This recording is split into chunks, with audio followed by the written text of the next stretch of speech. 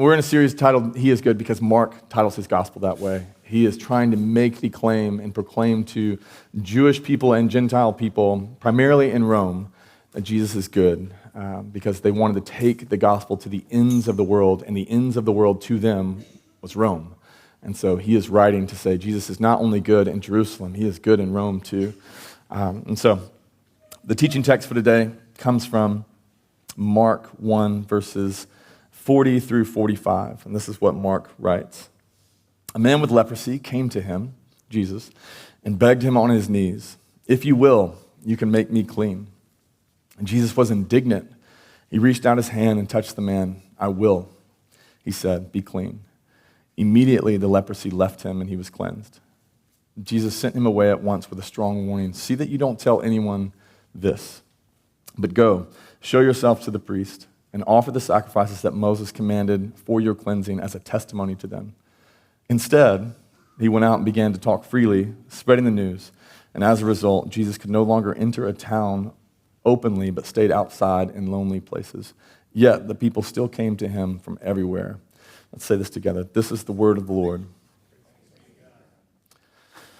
This newspaper editor, Arthur Brisbane, coined the phrase that you've probably heard, "A picture is worth 1,000 words." And I really like that idea because I do think that a picture of someone or a situation can explain quite a bit about things that are going on that maybe behind the scenes you don't see. So, for instance, this is a picture of Teddy when he was 3. So sweet, looks so sweet. What's actually happening here is bribery, not sweetness as much. He still looks sweet though. But he knows that all I want to do in my whole life is for him to hug me and not leave. Like, I just hug me, do that thing. But if you look very closely, there's 2 pieces of candy in his hands that have wrappers on them. And he's like, "I understand that you want a hug, but I'll give you a hug if you open." He's not trying to hug me. He is saying, if you open these, you can have the hug. This is just straight up bribery. And honestly, it's the story of my life. I want him to hug me, and he really just wants candy. That's pretty much how it goes. But I say all that because I genuinely think that this text that we just read offers a picture of Jesus that reveals so much about who he is, and to dig into the text and the picture of what's happening in this particular story really digs down into what he wants to do and what he wants to do for us, what he has come to do. So all of these things take shape, and to me it's the best picture of Jesus in the Gospels other than the crucifixion itself, which is more outright and forthright about what he's come to do. But this particular picture to me shares so much about what he's like. So what I want to do today is look at 3 things that Jesus does in this picture of him, of this story of him.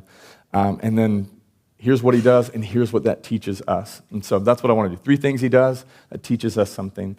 The first is we see that Jesus welcomes sinners. The first thing he does is he welcomes the sinner. So in verse 40, it says, a man with leprosy came to him and begged him on his knees, which sounds like this is great. A lot of people do this, but this man was not supposed to do this. He was breaking the law of Moses by doing this. According to the law of Moses in Leviticus 13, this is what a leper is supposed to do. The leper who has the disease, maybe we don't have this quote, the leper who has the disease shall wear torn clothes, let their hair of his head hang loose, and he shall cover his upper lip and cry out, "Unclean, unclean." He shall remain unclean as long as he has the disease, and as long as he is unclean, he shall dwell outside alone in a habitation without a camp. And so for this man to step forward into this space and actually run up to Jesus and not just get a little close, we know he's close enough for touching distance because Jesus is able to touch him. This man is sinning against the law of Moses by coming to Jesus in this particular way. Now, that's just what he did. What people were supposed to do to stay away from this man was pretty significant. You can go to that quote that you brought up. This is what people were supposed to do if they saw a leper. According to the Jewish law and customs, one had to keep 6 feet from a leper, just outside of touching distance. If the wind blew towards a person from a leper, you had to keep 150 feet away. The only thing more defiling than contact with a leper was contact with a dead body. And then commentator David McKenna says that people avoided not only contact with the body of a leper, but also the shadow of lepers. And so if the shadow of a leper was coming in their way, they would avoid contact even with the shadow.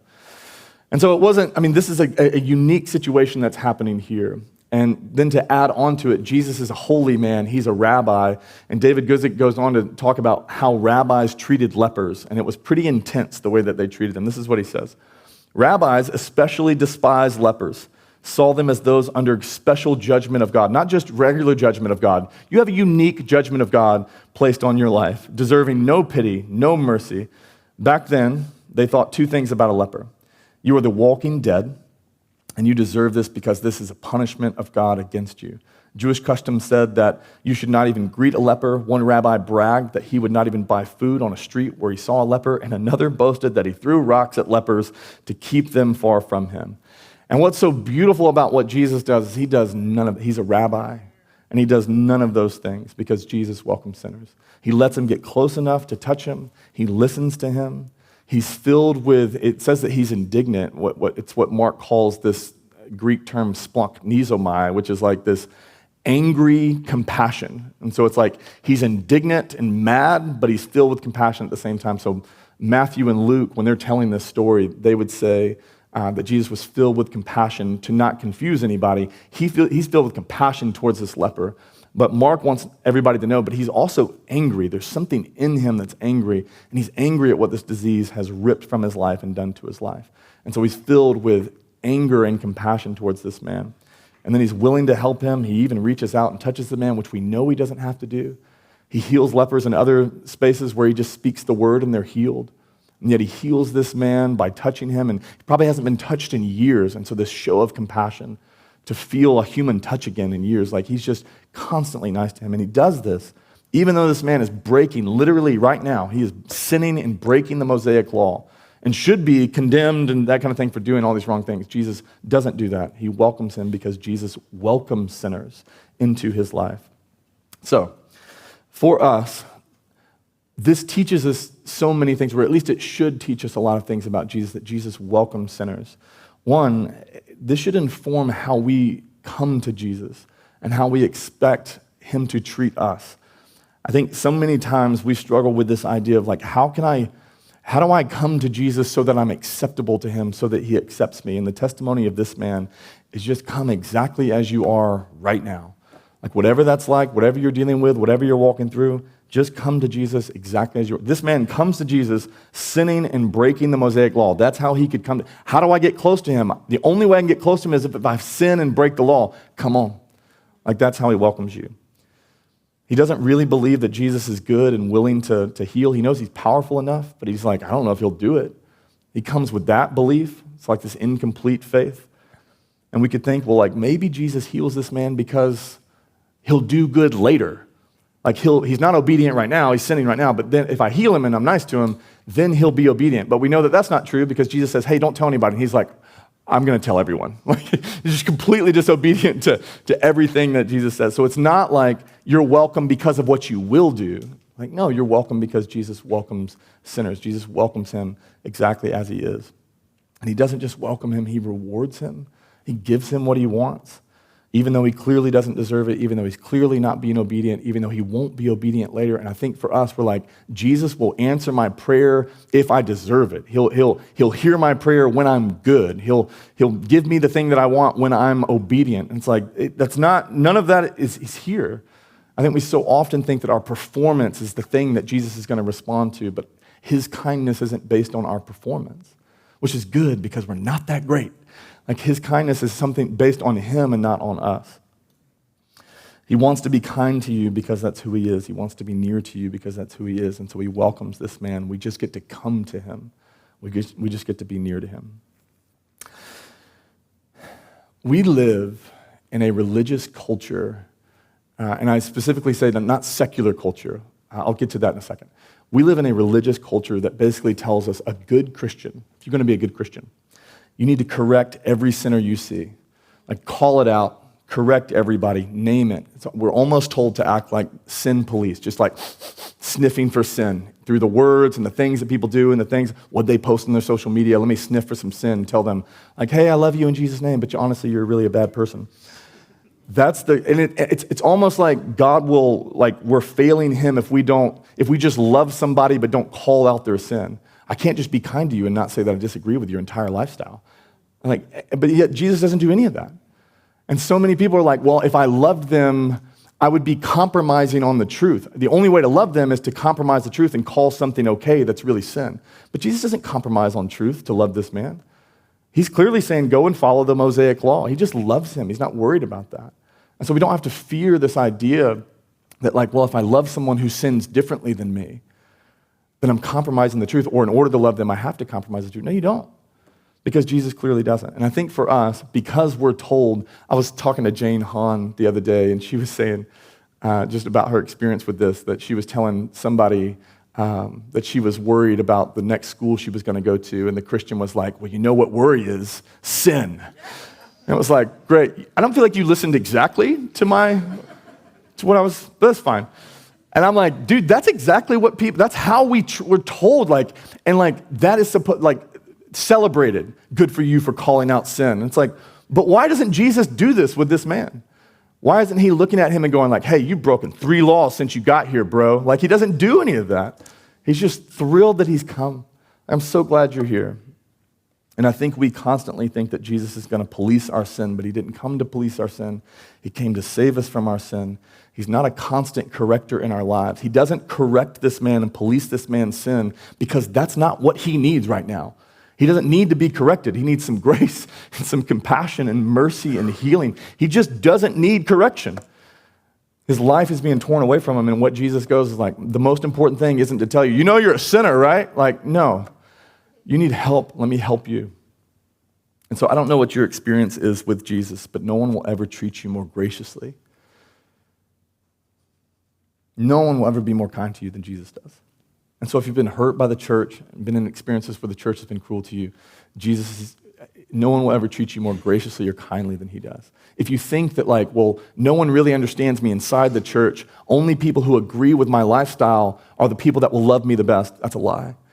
Jesus is the only person who will love you the most graciously and the most lovingly. He is the only one, and he is the one who will show you the most grace and the most love. Even those who agree with your sin, he will love you even more than they do. People say that our culture is able to love people better than Jesus does because they agree, and they say that, like, the things that you do that the church says is wrong, we think those things are okay. But Jesus is the only one that welcomes sinners. Our culture doesn't welcome sinners. They just take what sin is and they don't call it sin. And so it's tricky, but they never welcome sinners. They just tell you your sin is fine and it's righteousness. Jesus is the only one that sees what you're doing, still calls it sin, but goes, but you're welcome here. Our culture, if you sin against our culture, if you break our cultural commands, they will not be like, it's fine, it's okay. What they do is they cancel you. That's how our culture responds to cultural sinners. Break a cultural commandment that goes public somewhere or viral anywhere, you're canceled, you're not welcome there. There's no grace and forgiveness welcoming you back to the fold. You're canceled. We want to take your life, your future, your job, we want to take it all from you. That's how our culture treats sinners. Jesus is the only one that welcomes sinners. Our culture cancels them. Jesus welcomes them. We live in a culture that says to be truly loving, you can't disagree with anything that I believe is right. You can't disagree with my values. You can't disagree with my lifestyle. You can't disagree with my choices. If you're going to love me, you got to agree with all of me. And what they don't realize is that the greatest actual love is a love that's shared between people who disagree and yet choose one another consistently. The greatest love is a love that chooses, like, we disagree, but I'm going to choose to continue to act lovingly towards you even though we disagree. That's the greatest love. Jesus didn't go to the cross and lay down his life because he agreed with my sin. I love you so much, I agree with your sin, I'm going to go to the cross. No, he went to the cross because he vehemently disagreed with my sin. Vehemently disagreeing with me led him to go, I'm going to lay my life down for you. It is disagreement with me that led him to love me with his life, not agreement. And I think in our culture it's like, well, you can't love me unless you agree with me. That's wrong. Because the cross and my whole faith is based on someone lovingly disagreeing with me and choosing to give his life for my sake to draw me near. And this is why Mark is proclaiming that Jesus is good, because he welcomes sinners. And no one else really does that. Jesus welcomes sinners. It doesn't matter what you've done. Anybody who wants him can draw near because he welcomes sinners. That's the first thing that we see. Second thing that Jesus does is that Jesus removes the effects of leprosy from this man's life. And this means something to us, and I'll get to it in just a second. But Jesus removes the effects of leprosy from this man's life. He says in verse 41 and 42, "Be clean," and immediately the leprosy left him and he was cleansed. And Guzik, again, talks about what leprosy does to the body. I'm going to show some images here in just a second, but not right now. But he says this, he says, "Leprosy begins as a small red spot on the skin. Before too long, the spots get bigger and turn to white, with a shiny and scaly appearance. The spots soon spread over the body and hair begins to fall out, first from the head, then from the eyebrows. As things get worse, fingernails and toenails become loose.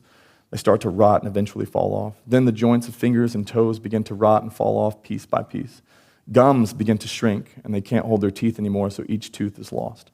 Leprosy keeps eating away at the face until the nose, the palate, and the eyes rot, and the leper wastes away until he or she dies." Don't go to the images just yet. Excuse me. But basically what he's saying is like it just takes over. And there are images of what advanced leprosy looks like, because it does begin this way, then it moves on to advanced leprosy. So before I have two images, we're going to keep them up for like 5 seconds. If you don't like seeing gross things, I would just encourage you to look at your Bible or like stare at your feet. But it's going to be about 5 seconds. But I just want to show you what advanced leprosy looks like, because I think it helps us in this text. So go to this next slide here. So you see the hands to the left, eats away at them. And then that's what Guzik is talking about, what it does to the face. It kind of just eats it all the way in.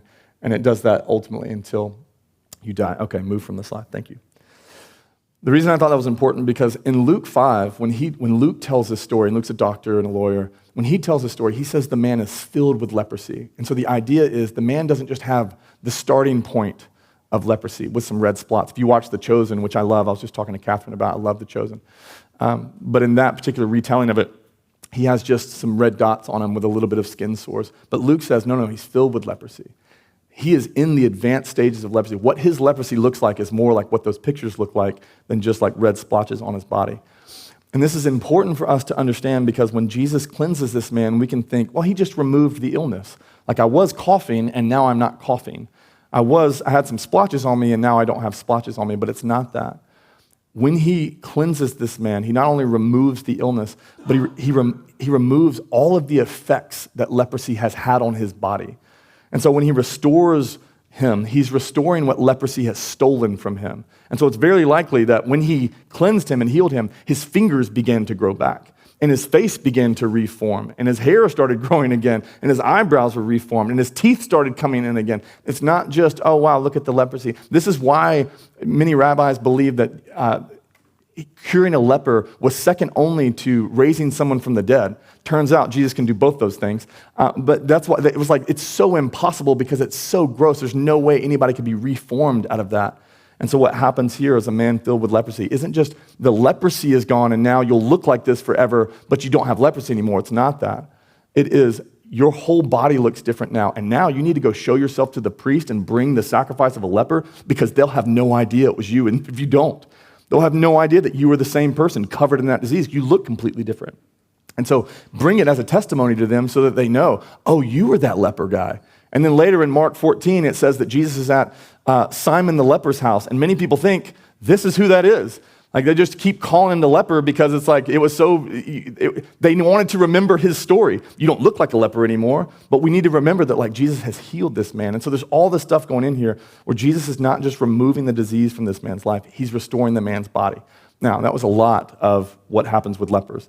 But the reason it's important for us, because we don't deal with leprosy, but the reason this is important for us is because people at this time, during this, while this is written, they believed and viewed leprosy's effects on the body the same as sin's effects on the life. And so they looked at leprosy and they saw sin, okay? And so leprosy for the people, go to the next slide here, leprosy for the people at this time was a picture of what sin does to our lives and to a person's life. So just as leprosy eats away at your body and steals your life, so sin eats away at our lives and steals from us. Just as leprosy numbs you where you unintentionally harm yourself, sin causes unintentional destruction that we never would have chosen. Just as leprosy leads to death if you're not cleansed, so sin leads to death if you're not cleansed. And so to them, they saw these two things. They connected them so strongly. And so the Mosaic law in commanding people to stay away and not touch lepers, it wasn't because it was particularly contagious by touching it. And we know that now. There's a study on Hansen's disease, which is leprosy. But it says this, it says, casual contact, such as shaking hands and sitting next to someone with leprosy, does not lead to transmission. And 95% of people who are exposed to leprosy, primarily through coughing on them, did not develop leprosy. And so it wasn't based on don't touch them because you might get it. It is don't touch a leper because you're not supposed to touch sin. You're supposed to stay away from lepers the way that you're supposed to stay away from sin. It was this thing that was connected for them so that they could see it. A leper is considered unclean and basically a dead person because that's what sin does. It makes you unclean, and it ultimately leads to death. And so Mark is being creative. It's the only time Jesus heals a leper in Mark's gospel. But he's being creative here because he knows this about the people. And he's not just showing that Jesus heals a leper. He's trying to testify to what Jesus has come to do consistently for everyone about our sin. He doesn't just want to cleanse us from the effects of leprosy. He wants to cleanse us from the effects that sin has had in our lives. And so in the same way that Jesus cleanses and restores to this man what leprosy has stolen from him, restores what's been stolen from him, what Mark is saying is Jesus also wants to cleanse us and restore to us the things that sin has stolen from us. He doesn't just want to forgive our sin. He wants to restore the things. If sin has ravaged your life and snagged relationships from you or done something from you, he doesn't just want to be like, I forgive you of those sins. I want to restore what sin has stolen from you. And so Rainey and I experienced this in our relationship early on, just when we were dating. And many of you maybe know this story. And many of you have heard like the sweet parts of like the beginning of our relationship and how I wrote her a letter every day because I'm awesome. But about 2 years into our relationship, we basically we were just dating, but we just basically fell in love with two different people. And it was our own sin. We were lying to one another. We were spending more time with this person and choosing to not seek to be truthful in some of the things that we were doing. And 2 years in, basically just our sin had destroyed our relationship. The love that we once felt was gone. The laughter and joy, we didn't have that anymore. And many of you know we went to a counseling session and was basically like, this is it. Like 2 years, we've had a lot of fun, but we're basically done here. And at the end of it, we came out of there and we felt like maybe we could work on this. But it was really interesting because our own sin had created the division in our relationship. Our own sin had stolen the love that we once shared. Our own sin had made me forget the longing that I had, all I've ever wanted in my life to this point was to marry her. My own sin had taken that from me and stolen that desire for her, and I did not desire her at all.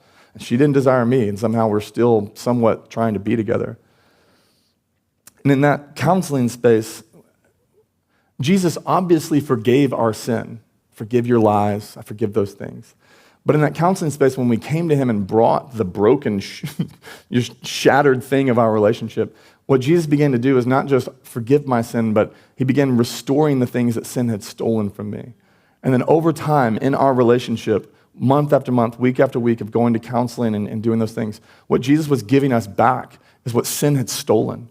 And all of a sudden, the love that we once had came back, and we loved each other again, and we wanted to be around each other, and we desired one another, the joy and the laughter, and the things. It's oh yeah, I forgot that you're awesome, talking about her, and then obviously her to me.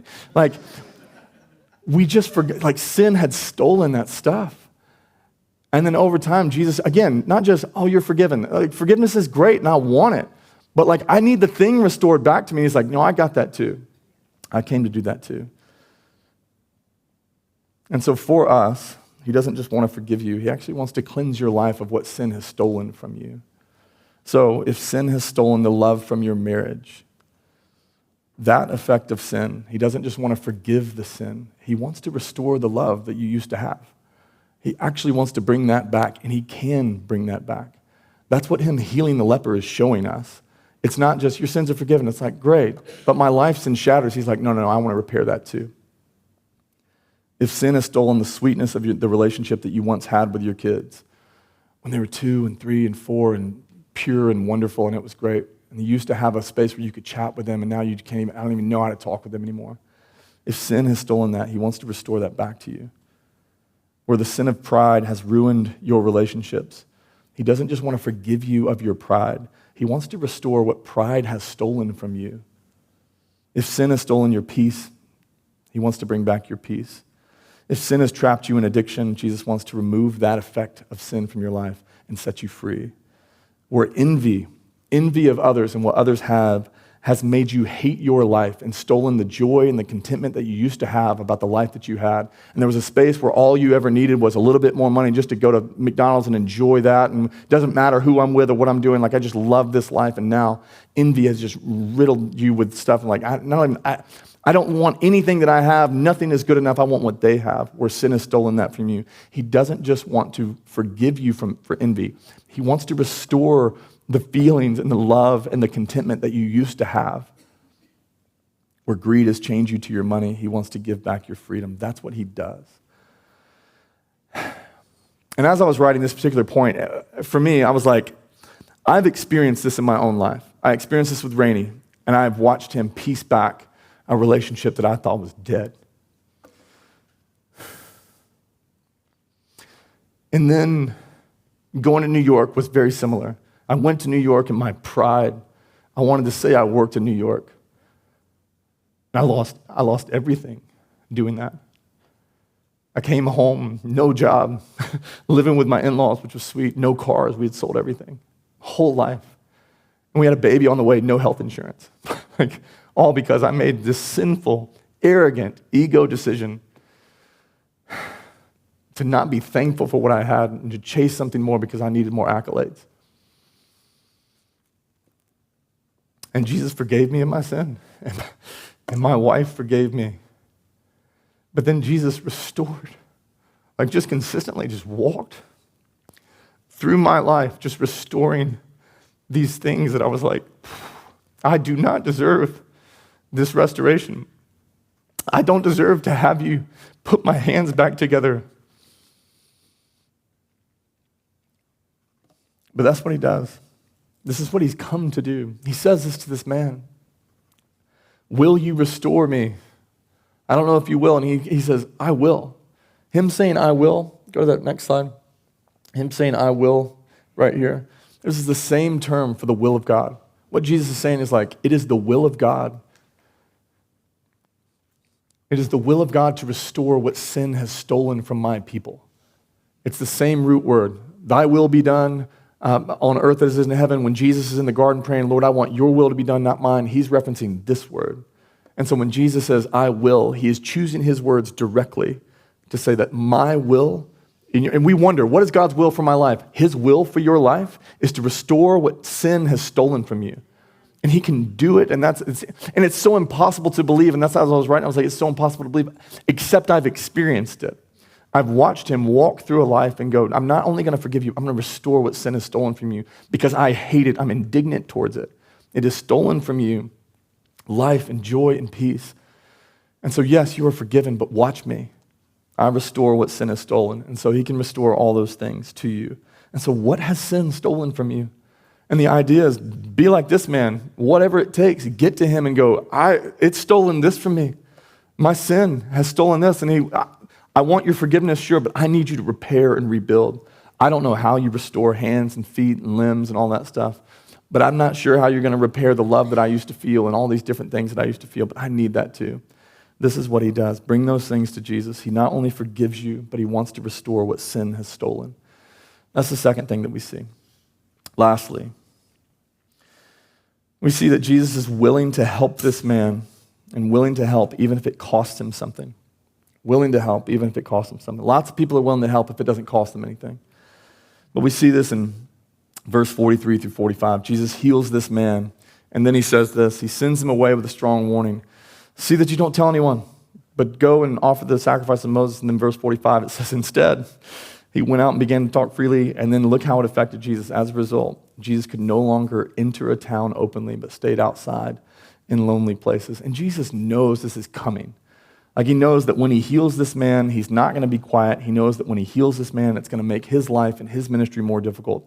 And yet he heals him anyways. Jesus looks forward into the future of if I heal this man, here's what's going to happen to me. And it's not good, it's negative. And he goes, but I'm still going to heal you. Because Jesus is willing to help, even though it cost him something. And the most direct way that we see this is on the cross. The cross displays that his love for us is greater than his concern for himself. And so we do this liturgy for communion. He was pierced. Why? For our transgression. And so he took a punishment that brought us peace. It was our punishment. But the punishment that we deserved, he took it. And he helped us at his own detriment. He helped us. He took the wounds that we deserved, and those wounds brought our healing. He is interested in and delights in bringing help to people even though it cost him. Jesus is willing to help in that particular way. And so what this proves to us, or at least what it should prove to us, if you believe that to be true, that Jesus is willing to help you in the most direct way to see it, even when it cost him, the most direct way to see it is on the cross. The cross is supposed to prove to us that though we are sinners, Jesus is safe to draw near to. He's safe to come near to because you don't have to be worried. What does he do for sinners? What does he do? Does he demean them? Does he yell at them? Does he just condemn them? Like, no, he lays down his life in love for them. And so the cross proves, and his willingness to help, even though it cost him something, the cross proves that it is safe where you're at right now, what you're dealing with, the things that you're like, I don't know that he'll accept me based on some of my beliefs. Go to him now. Because he is willing to accept sinners, and you know that because the cross testifies that. How does he treat them? Oh, he loves them so much. He loves them even to death. But then this proves the second point too. This proves what sin has stolen, Jesus wants to restore. The cross proves that. What sin has stolen, Jesus wants to restore. Sin has stolen our access to God, and through the cross, Jesus restores our access. And as soon as he dies, first thing that happens, as soon as he dies, the curtain tears from God to bottom. From God to man, the curtain tears from top to bottom. 2-inch thick, 4-inch thick, people don't know, but thick curtain tears from top to bottom. What happens as soon as he dies? He restores what sin has stolen. It stole our access. It stole our closeness. It stole our relationship. And he's like, not on my watch. It's my will for you to be close to me.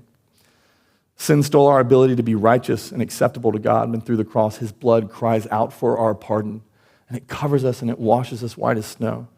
Sin stole our lives and brought death, and Jesus took death so that we could be brought back to life. And that's what Paul says. Once you were dead in your transgressions and your sin, but because he is rich in mercy, he has brought you back to life and seated you with Christ.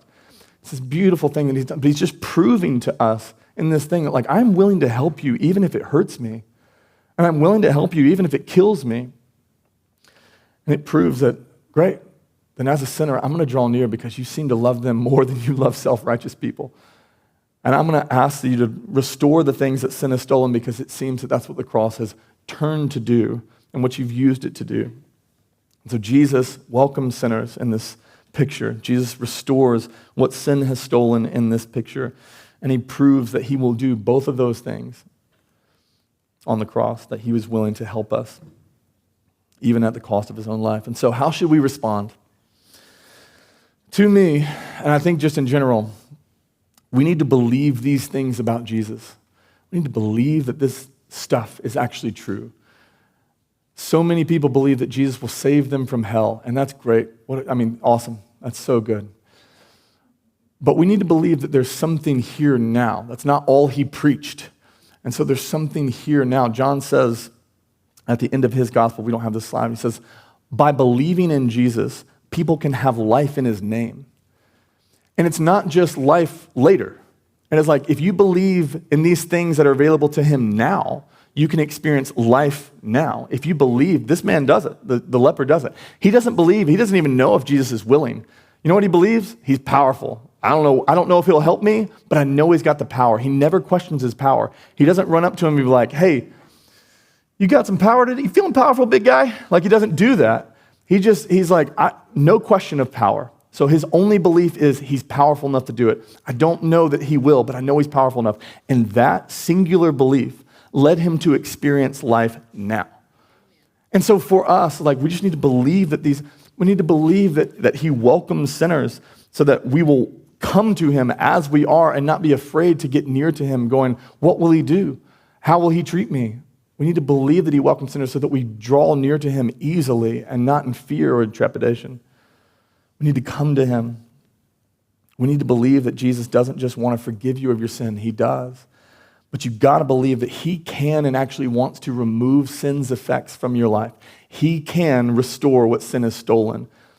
As impossible as it may seem in the relationship that you have, in the job that you're in the space that you're in mentally, or whatever that is, he can restore the beauty and the things that sin has stolen. And so where it's ravaged your life, he can do that. And some of you were divorced and are remarried and it's better for you now. What has he done? He has done that thing. He has taken sin and he's brought life from it. And I'm not saying that we should, everybody pursue divorce and he'll bring good life. I'm not saying that. I'm just saying that it's possible. And some of us have seen that and you've experienced that. And you've seen love be reborn. And you've seen these things because he brings dead things to life. He's the only one who can do it. And so for us, we need to believe that he actually can restore to us the things that sin has stolen. By believing in him, you can have life in his name. And so to me, if you believe that he is the Son of God, that he rose from the grave, that he died on the cross for your sins, and that one day he has purchased a place for you in heaven, how awesome, what a gift. Believe too, here and now, that he welcomes you, that he welcomes sinners, and believe too that what he wants to do is look at the spaces in your life where sin has stolen from you, and he wants to restore those things, and just bring that stuff to him. It's stolen this from me. Father, it's stolen this from me. I have come to restore those things to you. Let me pray.